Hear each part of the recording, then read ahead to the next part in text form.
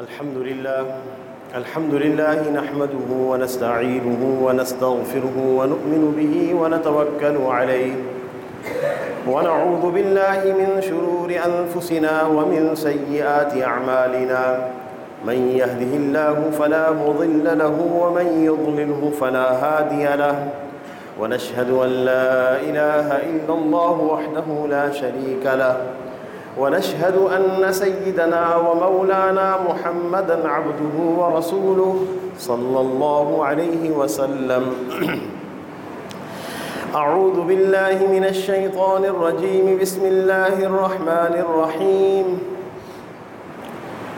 ما أصاب من مصيبة في الأرض ولا في أنفسكم إلا في كتاب من قبل أن نبرأها إن ذلك على الله يسير صدق الله العظیم۔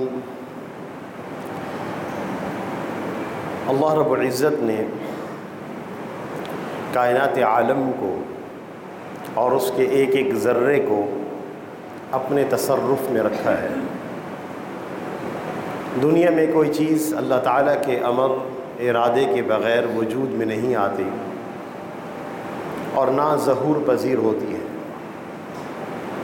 اس لیے آپ صلی اللہ علیہ وسلم نے اپنے اصحاب کی تربیت فرمائی تھی اور بار بار یہ باتیں فرمائی تھیں کہ دیکھو اس کائنات عالم میں جو تغیر ہوتا ہے، جو تبدیلی ہوتی ہے، اس کے پیچھے اللہ تعالیٰ کا حکم ہوتا ہے، اس کے بغیر نہیں ہو سکتی۔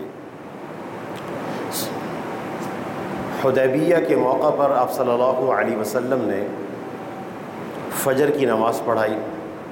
رات کو بارش ہوئی تھی۔ فجر کی نماز پڑھانے کے بعد آپ اپنے اصحاب کی طرف متوجہ ہوئے۔ اس زمانے میں کفار کا عقیدہ تو یہ تھا ہی کہ ستارے ہمارے نظام میں مؤثر ہیں، ہماری چیزوں میں مؤثر ہیں۔ آج بھی بہت سارے لوگ اعتقاد ایسا رکھتے ہیں کہ فلاں ستارہ اگر گردش میں ہو یا فلاں ستارہ چل رہا ہو تو انسان کے حالات دائیں بائیں رخ اختیار کرتے ہیں۔ جیسے محاورتاً بھی کہا جاتا ہے کہ فلاں کے ستارے گردش میں ہیں۔ اس طرح کا اعتقاد کفار کا پہلے سے تھا کہ بارشیں جو ہوتی ہیں وہ ستاروں کی گردش کی وجہ سے ہوتی ہیں۔ تو بعض ضعیف الاعتقاد لوگوں نے یہ بات اپنی زبان سے کہہ دی۔ آپ صلی اللہ علیہ وسلم کو اس کی خبر ہو گئی تھی، تو فجر کی نماز پڑھانے کے بعد آپ متوجہ ہوئے مجمع کی طرف اور آپ نے فرمایا کہ کیا آپ حضرات جانتے ہیں کہ اللہ تعالیٰ نے کیا ارشاد فرمایا؟ سب نے عرض کیا یا رسول اللہ، اللہ اس کے رسول ہی بہتر جانتے ہیں۔ آپ صلی اللہ علیہ وسلم نے ارشاد فرمایا کہ اللہ تعالیٰ یہ فرما رہے ہیں اصبح بی من عبادی مؤمن بی وکافر، اصبح من عبادی مؤمن بی وکافر۔ بہت سارے بعض لوگوں نے اس طرح صبح کی ہے کہ کچھ لوگ مجھ پر ایمان لانے والے ہیں اور کچھ میرا انکار کرنے والے ہیں۔ پھر آپ نے خود ہی فرمایا فَأَمَّا مَنْ قَالَ مُطِرْنَ بِفَضْلِ اللَّهِ وَرَحْمَتِهِ، جن لوگوں نے یہ کہا کہ اللہ کی رحمت اور اللہ کے فضل کی وجہ سے بارش ہوئی ہے، اللہ کی رحمت کی وجہ سے بارش ہوئی ہے، مؤمن بی کافر بالکواکب، یہ لوگ مجھ پر ایمان لانے والے ہیں، ستاروں کا انکار کرنے والے ہیں۔ وَأَمَّا مَنْ قَالَ، اور جس نے یوں کہا مطرنا بنوء کذا وکذا، فلاں فلاں ستاروں کی وجہ سے بارش ہوئی ہے، کافر بھی ومؤمن بالکواکب، وہ میرا انکار کرنے والے ہیں، ستاروں پہ یقین رکھنے والے ہیں۔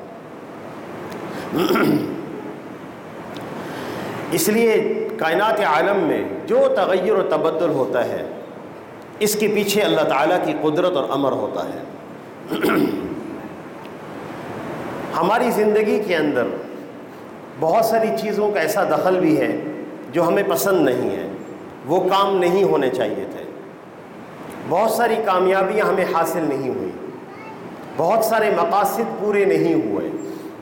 یہ باتیں ہماری تقدیر میں بھی لکھی گئی ہیں اگر ہم انہی باتوں کو سوچتے رہیں گے کہ میں بہت ساری باتوں میں ناکام رہا، تو پھر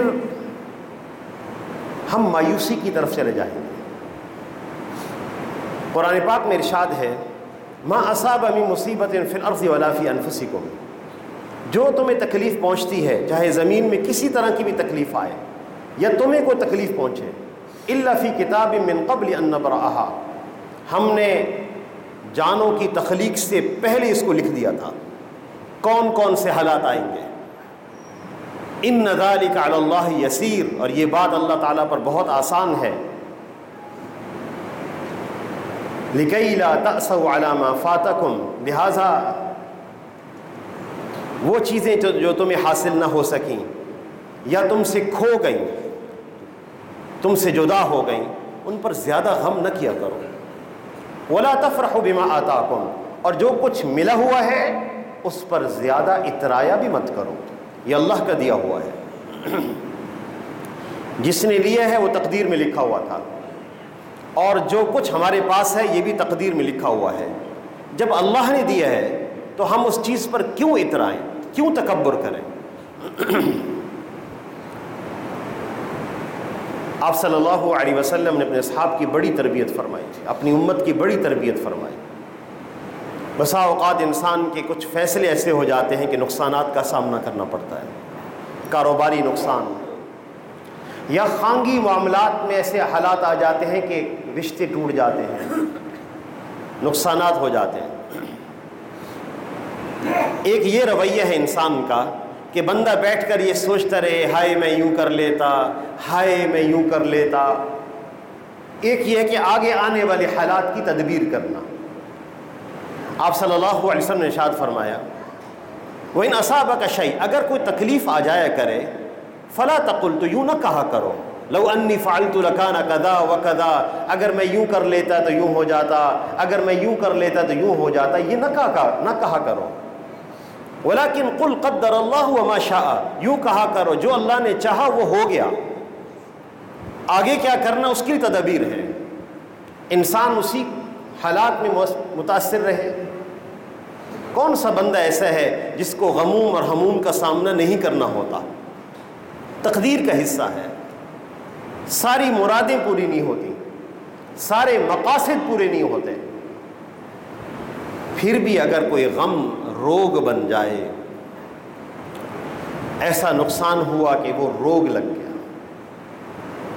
کوئی ایسا عزیز دنیا سے رخصت ہو گیا کہ اس کا غم بھلا ہی نہیں بھولتا، ایسا نقصان ہو گیا کہ اس کا غم جاتا نہیں، تو ہمیں اللہ سے مانگنا ہوگا۔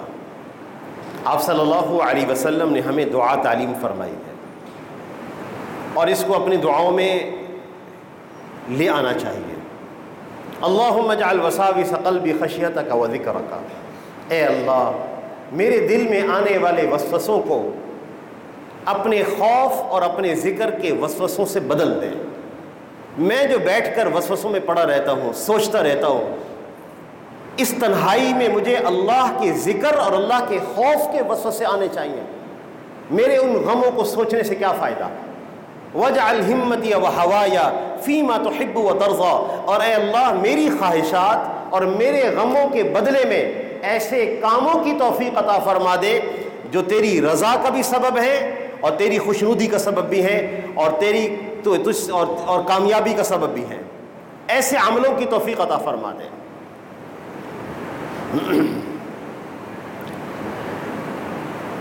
انسان پر مختلف حالات مشکلات کے رہتے ہیں، اور کبھی اس طرح کے مشکل حالات آتے ہیں کہ دروازے ہر سو ہر جانب سے بند معلوم ہوتے ہیں، کہیں سے کوئی دروازہ ظاہری اسباب میں بھی کھلتا ہوا نظر نہیں آتا، ایسے حالات آ گئے، ہر طرف سے اندھیرا، ہمارا کوئی فیصلہ کامیابی تک نہیں پہنچتا، ہمارا کوئی کام کامیابی تک نہیں پہنچتا، ایسے حالات بندوں پہ بسا اوقات آتے ہیں۔ ان حالات میں ہم کس طرح نکل سکتے ہیں جب کوئی راستہ نہ ہو، ہر جانب سے راستہ مسدود ہو؟ کون سی اعمال ایسے ہوتے ہیں جس سے اللہ تعالیٰ اپنے بندوں کو راستہ دیتے ہیں، جو خالق ہیں کائنات عالم کے، جو کسی چیز کے محتاج نہیں ہیں، بے نیاز ہیں۔ حضرت یونس علیہ السلام کا قصہ قرآن پاک میں سنایا گیا ہے۔ وَذَنُّونِ، مچھلی والے کا قصہ یاد کرو۔ حضرت یونس علیہ السلام نینوا میں مبعوث تھے۔ جب قوم ایمان نہ لائی، اپنی سرکشی پہ اڑی رہی، تو حضرت یونس علیہ السلام ان کو عذاب کا مژدہ سنا کر وہاں سے چلے آئے کہ 3 دن کے بعد عذاب آ جائے گا، اور ایسے ہی ہوا۔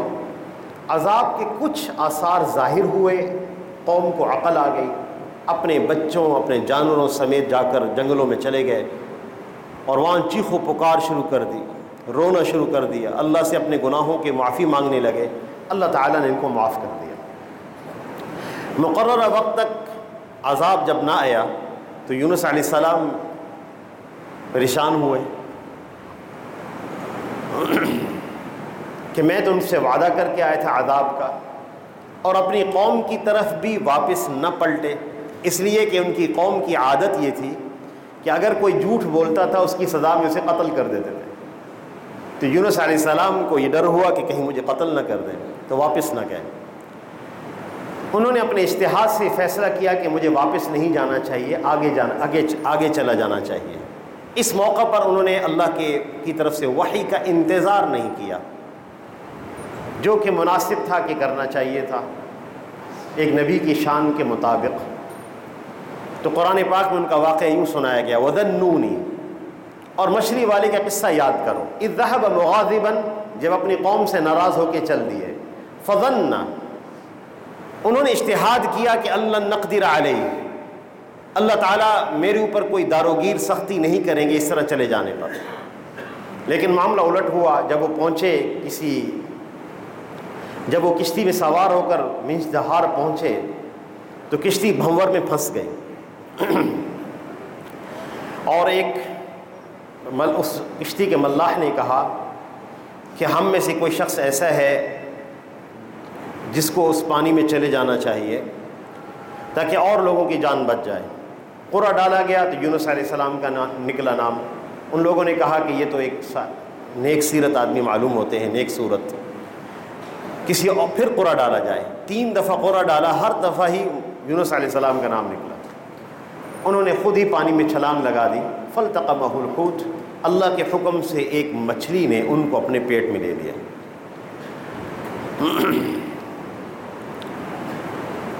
فنادى في الظلمات، کوئی راستہ نہیں ہے نکلنے کے لیے، ظاہری اسباب کے درجے میں دنیا عالم میں کوئی راستہ نہیں ہے۔ لیکن علماء نے لکھا ہے کہ تعجب ہے، مفسرین نے لکھا ہے کہ تعجب ہے یونس علیہ السلام پر، وہ اپنے رب سے حسن ظن رکھے ہوئے تھے کہ میرے رب ضرور مدد فرمائیں گے میری۔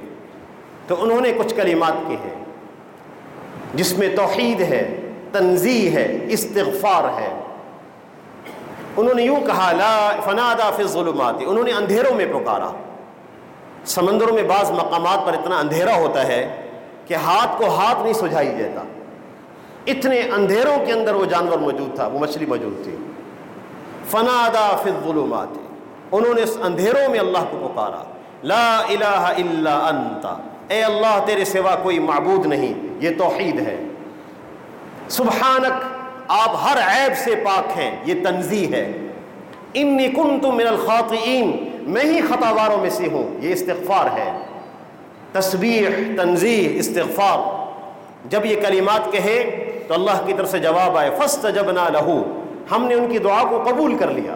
ونجیناہ من الغم، اور ہم نے ان کو اس غم سے، اس گھٹن سے نجات دے دی۔ کسی کے ذہن میں یہ بات نہ آئے کہ چونکہ وہ نبی تھے اس لیے ان کو نجات ہوئی۔ اور آیت کا اگلا جز یہ ہے، وَكَذَلِكَ نُنْجِي الْمُؤْمِنِينَ، اور قیامت تک ہم ایمان والوں کو اس کلمہ کی برکت سے نجات دیتے رہیں گے۔ اور ایک بات ہمیں اور سنائی گئی، فَلَوْلَا أَنَّهُ كَانَ مِنَ الْمُسَبِّحِينَ، اگر یونس علیہ السلام یہ تسبیح نہ کہتے، لَلَبِثَ فِي بَطْنِهِ إِلَى يَوْمِ يُبْعَثُونَ، تو قیامت کے دن تک مچھلی کے پیٹ میں رہتے۔ مسدود حالات ہیں، راستے بند ہیں، ہمارا کوئی فیصلہ کارگر نہیں ہوتا، ہم کیا کریں؟ اللہ سے مانگے تو صحیح آیت کریمہ کے ذریعہ سے۔ دوسرا، چند اعمال ایسے ہیں جس کی وجہ سے ہر وقت بندے کے ساتھ اللہ کی نصرت ساتھ رہتی ہے، مدد ساتھ ہوتی ہے، اللہ تعالیٰ معاون ہو جاتے ہیں۔ آپ صلی اللہ علیہ وسلم نے وہ قصص بیان فرمائے ہیں، کون سے اعمال ایسے ہوتے ہیں جس کی وجہ سے اللہ تعالیٰ کی مدد بندوں کے ساتھ ہوتی ہے؟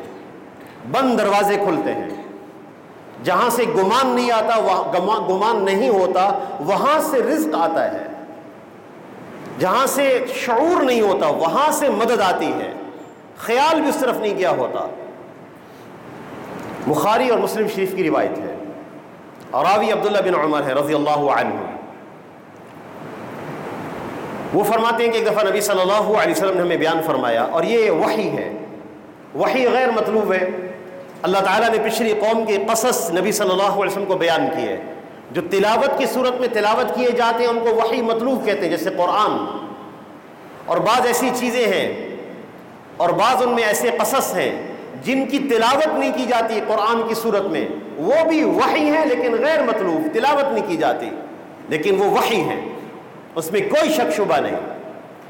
عبداللہ بن عمر رضی اللہ تعالیٰ عنہ فرماتے ہیں کہ ایک دفعہ نبی صلی اللہ علیہ وسلم نے ارشاد فرمایا، 3 آدمی سفر کر رہے تھے پہاڑی علاقے کے اندر، رات آ گئی، آرام کرنے کے لیے انہوں نے غار، ایک کھو دیکھی پہاڑ کے اندر، ایک غار دیکھی، اس میں چلے گئے۔ جیسے غار میں گئے، اوپر سے ایک پتھر لڑکا اور غار کے دروازے پہ آ گیا، دروازہ بند ہو گیا، کوئی آواز باہر نہیں جا سکتی، نکلنے کا کوئی راستہ نہیں۔ ان تینوں نے آپس میں مشاورت کی، کیا کریں؟ ان تینوں نے کہا کوئی اپنا اپنا ایسا عمل یاد کرو جو اللہ کے لیے کیا تھا، جس میں اخلاص تھا، ہم اس عمل کے وسیلے سے اللہ سے مانگتے ہیں۔ جس طرح اللہ تعالیٰ کے بہت سارے نام ہیں، ان ناموں کے وسیلے سے اللہ سے مانگا جاتا ہے، وَلِلَّهِ الْأَسْمَاءُ الْحُسْنَى فَادْعُوهُ بِهَا، اللہ تعالیٰ کے اچھے اچھے نام ہیں، ان کے وسیلے سے اللہ سے دعا مانگو۔ اسی طرح نیک اعمال کے وسیلے سے بھی اللہ سے مانگا جاتا ہے، مقبول اعمال کا وسیلہ بھی دیا جا سکتا ہے۔ ایک آدمی نے کہا، اے اللہ، میری عادت یہ تھی کہ میں جانوروں کو چرانے جاتا تھا، شام کو آتا تھا، ان کا دودھ دھوتا تھا، سب سے پہلے میں اپنے والدین کو پہلاتا تھا، پھر اپنے اہل و عیال کو۔ ایک دن درختوں کی پتوں کی تلاش مجھے دور لے گئی، میں جانوروں کو جب واپس لے کے پہنچا تو رات ہو گئی تھی، میرے والدین سو چکے تھے، میں نے اسی طرح دودھ دہا، ان کے سرہانے جا کے کھڑا ہو گیا، دودھ کا برتن لیے ہوئے ان کے سرہانے جا کے کھڑا ہو گیا، ساری رات کھڑا رہا، میرے بچے میرے پاؤں میں بلبلاتے رہے بھوک کی وجہ سے، لیکن میں ساری رات کھڑا رہا۔ جب صبح ہوئی تو میرے والدین اٹھے تو پہلے میں نے ان کو دودھ پلایا۔ اگر یہ میرا عمل اللہ تیری ذات کے لیے تھا، ان كنت فعلت ذلك ابتغاء وجهك ففرج عنا ما نحن في هذه الصخرة، تو اللہ اگر تیری ذات کے لیے یہ عمل تھا تو اس پتھر کو سرکا دے۔ یہ کہنا ہی تھا کہ پتھر تھوڑا سا سرک گیا، آسمان نظر آنے لگا، لیکن اتنا راستہ نہ بنا کہ نکل سکے۔ والدین کے ساتھ حسن سلوک بند دروازوں کو کھلوا دیتا ہے۔ من احب ان یبسط له فی رزقہ، جو شخص سے چاہتا ہے کہ اس کا رزق بڑھ جائے، وَيُنْسَأَ لَهُ فِي أَثَرِهِ، اللہ اس کی عمر دراز کر دے، فَلْيَصِلْ رَحِمَهُ، اس کو چاہیے کہ قرابہ داروں سے صلہ رحمی کرے۔ والدین سے اختلاف ہو سکتا ہے، والدین سے کئی باتوں میں اختلاف ہو سکتا ہے، جب بچے بڑے ہو جاتے ہیں، ہمارا خاندان جب بڑا ہوتا ہے، بہت سارے فیصلوں میں ہمارے والدین کا ہم سے اور ہمارا ان سے اختلاف ہو جاتا ہے، ہو سکتا ہے۔ والدین زیادتی بھی کر سکتے ہیں، ہم حق پر ہوں وہ زیادتی کر رہے ہوں، یہ بھی بات ممکن ہے۔ میں جو بات کہہ رہا ہوں یہ درست ہے، میرے والدین جو بات کہہ رہے ہیں وہ غلط ہے، یہ بھی ممکن ہے۔ یہ ساری باتیں درست ہیں، لیکن 5 حقوق ایسے ہیں جو ادا کرنا ضروری ہوں گے، چاہے کیسے اختلاف ماں باپ سے کیوں نہ ہو۔ وَقَضَىٰ رَبُّكَ، تیرے رب کا یہ فیصلہ ہے، اللہ تعبدوا الا ایاہ، اللہ کے سوا کسی کی عبادت نہ کرو، وبالوالدین احسانا، والدین کے ساتھ احسان کرو۔ 5 حقوق بیان کیے گئے ہیں، والدین سے جیسا اختلاف ہو جائے ان 5 حقوق کو ضائع کرنے کی اجازت نہیں ہے۔ اما یبلغن عندک الکبر احدہما او کلاہما فلا تقل لہما اف، والدین بوڑھے ہو جائیں تمہارے پاس، ان کو کسی بات پر اف نہ کہنا، اظہار نہ کرنا کہ مجھے آپ کی بات سے بڑی تکلیف ہوئی ہے۔ ولا تنہرہما، ڈانٹنا مت، یہ فرض ہے۔ وقل لہما قولا کریما، انتہائی عزت کے ساتھ بات کرنا۔ اختلاف ہے تمہارا، والدین سے انتہائی عزت کے ساتھ بات کرو۔ والدین زیادتی کر رہے ہیں، انتہائی عزت کے ساتھ بات کرو۔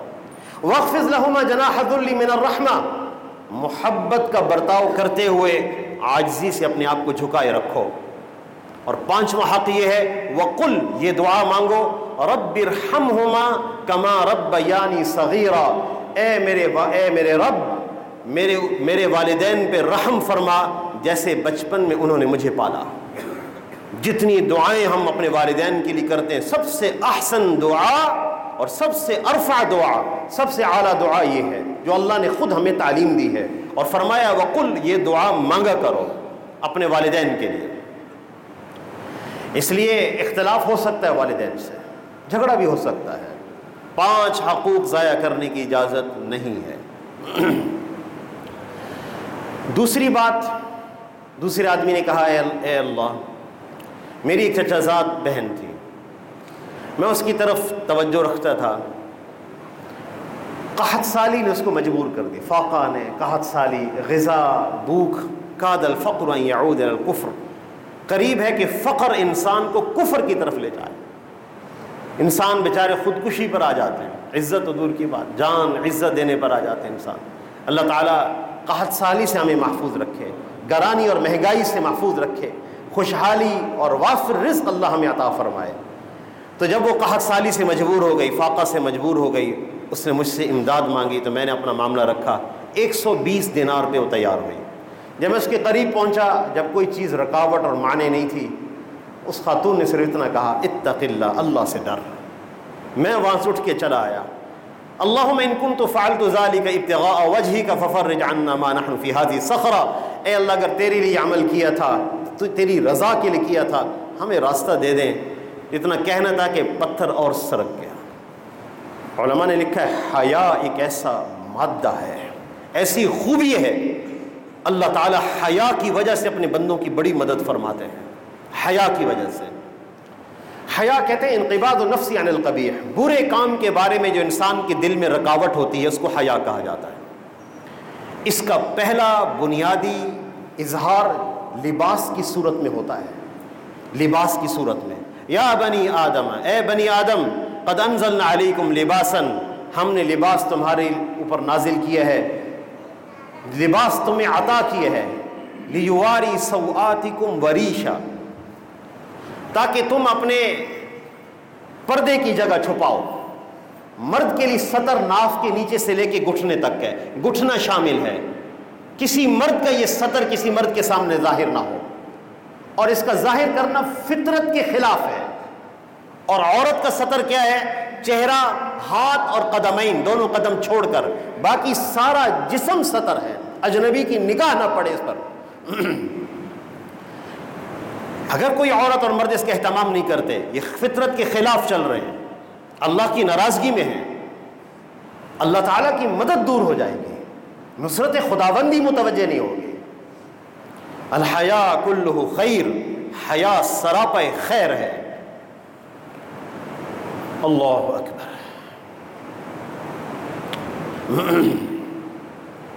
آج لوگ گھروں میں سے ایسے مسائل پوچھتے ہیں کہ میں زبان پہ نہیں لا سکتا، اس ممبر پہ بیٹھ کے تھرا جاتا ہے، کلیجہ منہ کو آتا ہے۔ بے حیائی کی ایسی باتیں عام ہو چکی ہیں۔ الحیاء والایمان توأمان، حیا اور ایمان جڑواں چیزیں ہیں، ایک رخصت ہوگی دوسرا ساتھ رخصت ہو جائے گا۔ سب سے پہلے لباس کو قابو رکھنا، اور دوسرا نماز کا اہتمام۔ نماز حیا پیدا کرتی ہے، اخلاق کا جوہر ہے، ان الصلاۃ تنہی عن الفحشاء والمنکر، نماز بے حیائی سے روکتی ہے۔ حیا کا، اخلاق کا جوہر حیا ہے، سارے اخلاق حیا کے بعد ہوتے ہیں۔ یہ زمین ہی نہ رہے تو انسان اخلاق کی پستیوں میں گر جاتا ہے۔ تیسری چیز جس کے ساتھ اللہ کی مدد ہوتی ہے وہ معاملات کا درست ہونا۔ ہمارا اسلام عقائد، عبادات، معاملات، معاشرت، اخلاق، 5 چیزوں پر مبنی ہے۔ معاملات، لین دین، قرض کی ادائیگی کے معاملات کو درست رکھنا، اللہ تعالیٰ کی بڑی مدد اس پر ہوتی ہے۔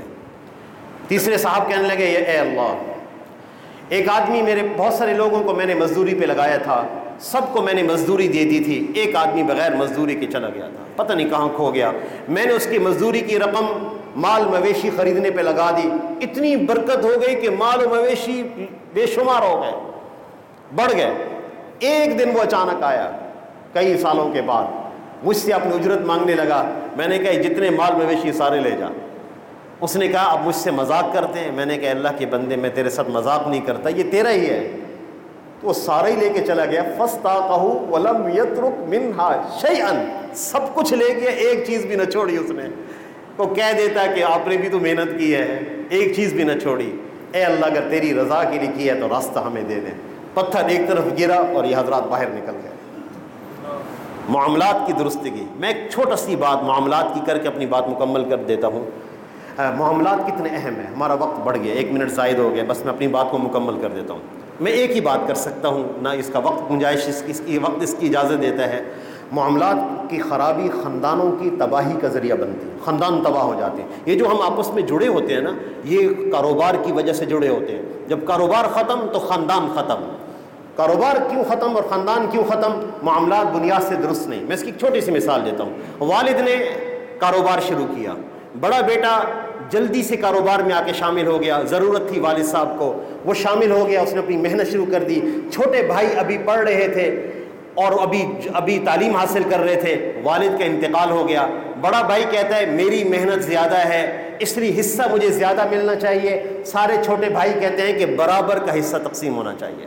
یا بڑا بھائی کہتا ہے، اس سب بھائیوں بہنوں کو باہر نکال دیتا ہے، میں نے کاروبار کیا ہے، میرے حصے میں سب کچھ ہے، تم کون ہو؟ تم تعلیم حاصل کر رہے تھے، تمہارے پاس وقت نہیں تھا کاروبار میں آنے کے لیے، کاروبار میرا ہے۔ غلطی اس باپ کی ہے جس نے بڑے بیٹے کو اپنے کاروبار میں رکھا، تعین نہیں کیا کہ تیرا حصہ کتنا ہے، تو کتنے حصے میں تو شریک ہے۔ یا اس نے اس کو ملازم نہیں بنایا کہ ملازم بنا دیتا کہ تو کام کر رہا ہے لیکن تو ملازم ہے، تیری حیثیت ہے، تجھے اس پر تنخواہ ملے گی، یا تو میرا معاون ہے۔ یہ باپ جب بھی اپنی اولاد کو کاروبار میں شریک کریں گے، والد جب بھی اپنی اولاد کو کاروبار میں لائیں گے، تعین کرنا ضروری ہوگا یہ حصص میں شریک ہیں یا ملازم ہیں یا معاون ہیں۔ ایسے معاملات صاف نہ ہونے کی وجہ سے خاندان تباہ ہو گئے۔ تو معاملات کی درستگی اللہ تعالیٰ کی مدد کے آنے کا ذریعہ ہے۔ اگر ہم ان اعمال کا اہتمام کریں گے، اللہ بند دروازوں کو کھول دیں گے۔ وآخر دعوانا ان الحمد للہ رب العالمین۔